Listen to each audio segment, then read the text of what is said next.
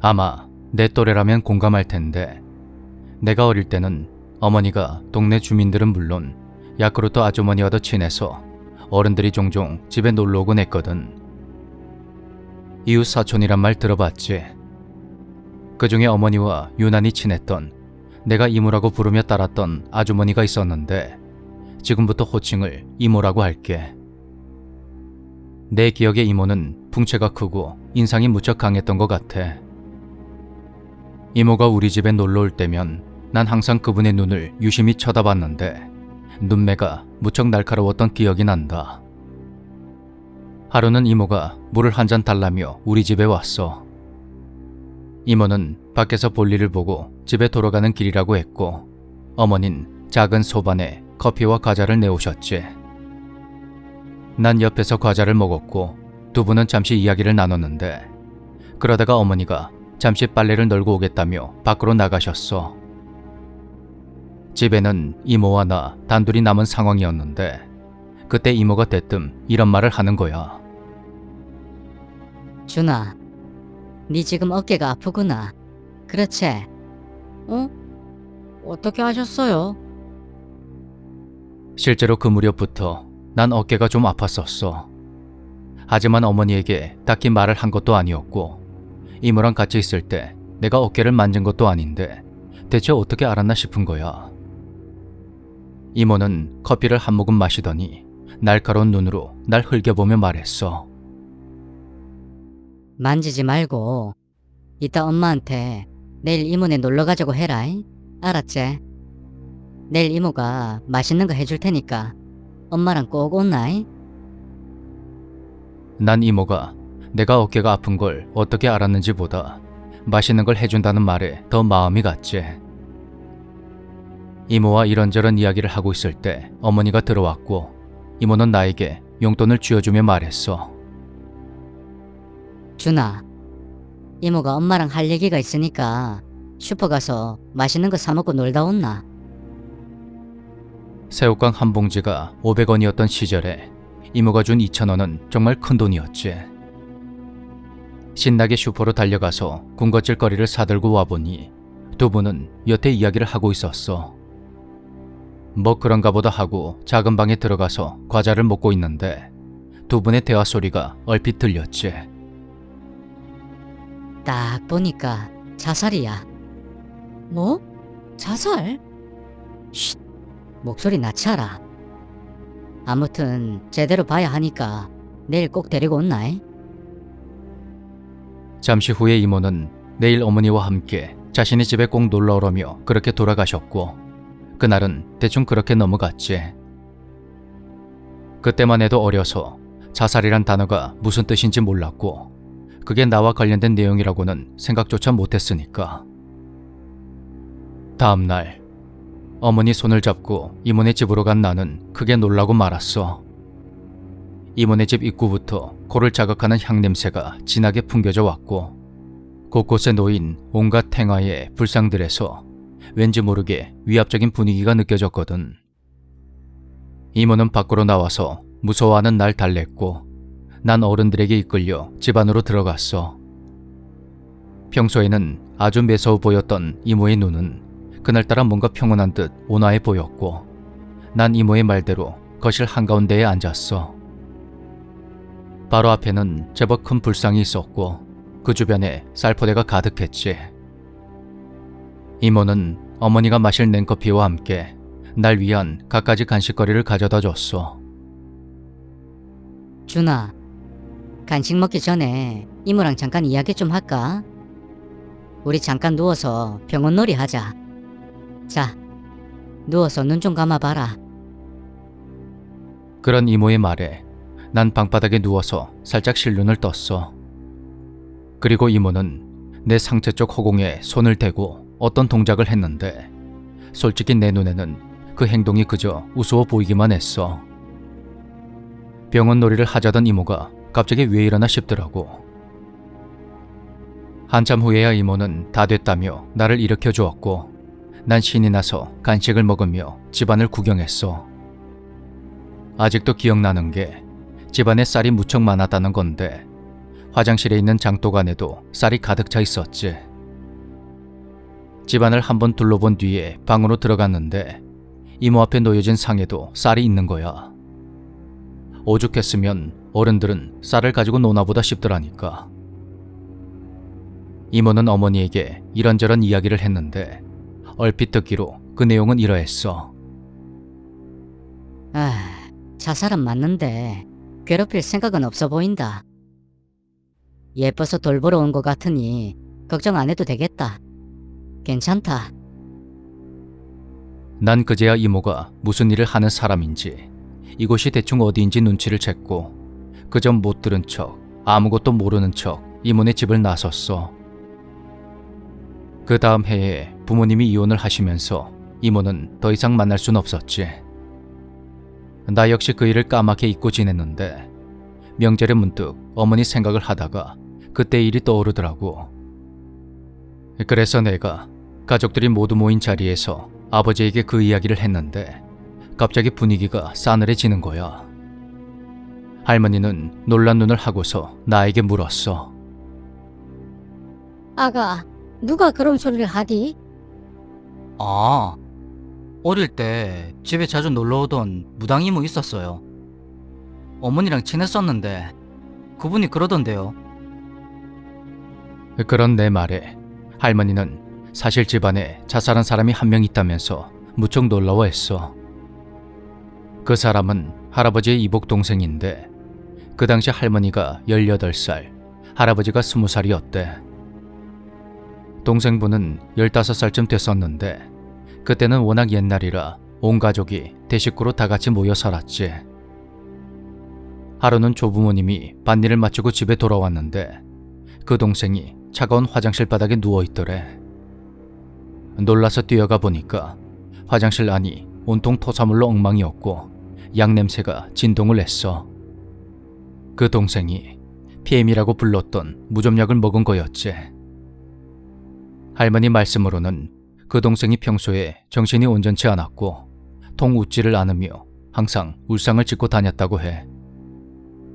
할머니는 아마도 동생이 우울증을 앓았던 것 같다며 씁쓸한 표정을 지었고 그 이모가 가리키는 사람이 할아버지의 이복 동생이었던 것 같다고 했어.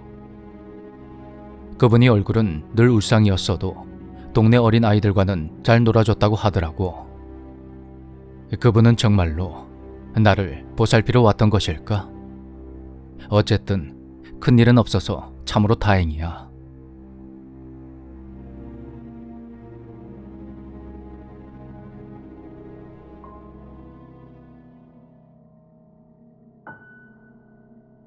특수청소업체에서 일을 한다고 하면 대부분 시체 처리를 먼저 떠올리더라. 하지만 실제로는 시체가 옮겨진 뒤에 그 뒷처리를 맡는 경우가 대부분이야. 글쎄, 다른 곳은 어떨지 모르겠지만 적어도 내가 일했던 회사는 그랬어. 다만 동물의 경우에는 사체가 그대로 남아있는 경우가 꽤 많았는데 장기로 여행을 떠나면서 반려동물을 집에 방치해둔 사람들이 의뢰를 넣는다던가 할 때 그러했어. 일이 일인 만큼 처음에는 빈자리에 여전히 시체가 있는 것처럼 느껴진다거나 아주 가끔 이상한 게 보이기도 했어. 하지만 시간이 지나며 일에 적응하다 보니 나중엔 그것도 그러려니 하고 넘기게 되었지. 그렇게 일을 시작하고 2년 정도가 지났을 무렵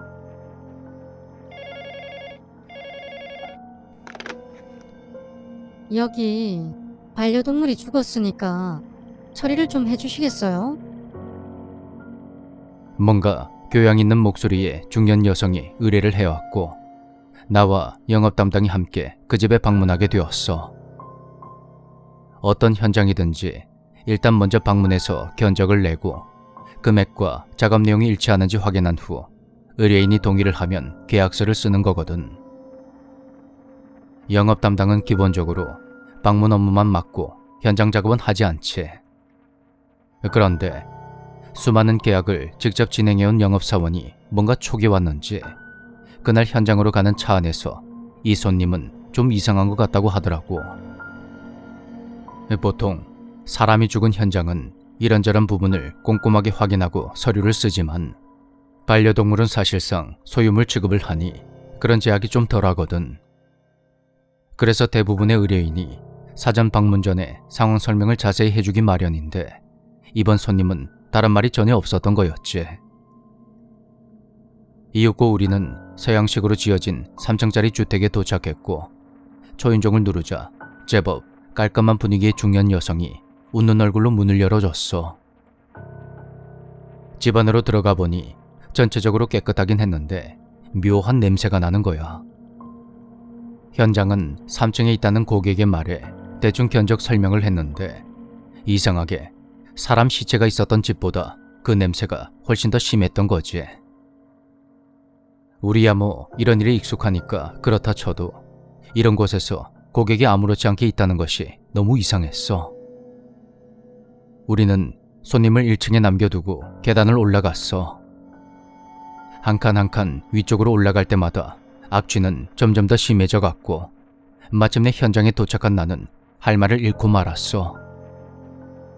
3층 바닥 전체에 고양이 시체가 산더미처럼 쌓여 있었던 거야.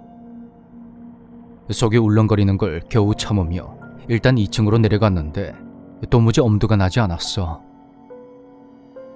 다행히 그때가 초봄에 막 접어들었을 때라 부패는 심각하지 않은 것 같았어. 영업 담당은 고양이의 수를 세어보겠다며 앞장서서 다시 위쪽으로 올라갔고 한참 후에 다시 내려와서는 사체의 수가 딱 200마리라며 놀라워했지.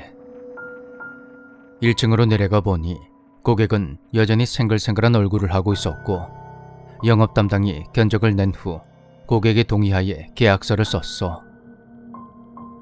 그렇게 사전 방문은 끝이 났고 회사로 돌아오는 차 안에서 영업 담당이 나에게 할 수 있겠냐고 물었지만 난 차마 대답을 할 수가 없었어. 그로부터 사흘 뒤에 작업이 시작되었어. 나를 포함한 4명의 작업 인원에 영업 담당까지 왔는데 아마 내가 큰 충격을 받은 걸 눈치채고 따라온 것 같았지.